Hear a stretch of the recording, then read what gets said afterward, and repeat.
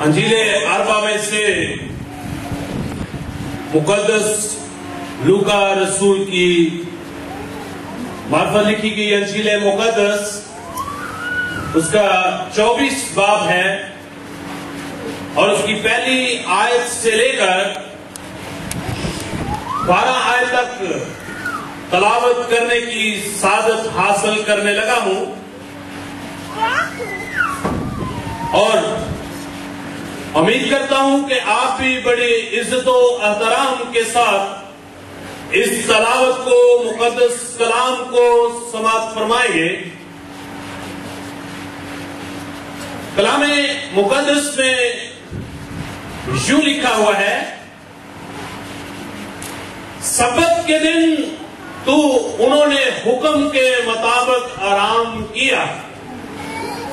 سبت کے دن تو انہوں نے حکم کے مطابق آرام کیا، لیکن ہفتہ کے پہلے دن وہ صبح سویرے ہی ان خوشبودار چیزوں کو جو تیار کی تھی لے کر قبر پر آئیں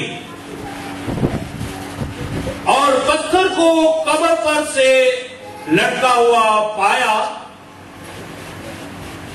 مگر اندر جا کر خداوند یسوع المسیح کی لاش نہ پائی۔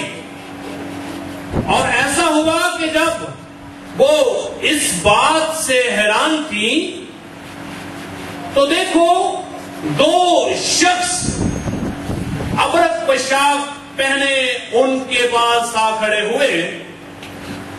جب وہ ڈر گئی اور اپنے سر زمین پر جھکائے تو انہوں نے ان سے کہا کہ زندہ کو مردوں میں کیوں ڈھونڈتی ہو؟ انہوں نے ان سے کہا کہ زندہ کو مردوں میں کیوں ڈھونڈتی ہو؟ وہ یہاں نہیں بلکہ جی اٹھا ہے۔ یاد کرو کہ جب وہ گلیل میں تھا تو اس نے تم سے کہا تھا کہ ضرور ہے کہ ابن آدم گنہگاروں کے ہاتھ میں حوالہ کیا جائے اور مصلوب ہو اور تیسرے دن جی اٹھے۔ اس کی باتیں انہیں یاد آئیں اور قبر سے لوٹ کر انہوں نے ان 11 اور باقی سب لوگوں کو ان سب باتوں کی خبر دی۔ جنہوں نے رسولوں سے یہ باتیں کہی وہ مریم مگدلینی اور یوحنا اور یعقوب کی ماں مریم اور ان کے ساتھ باقی عورتیں تھیں۔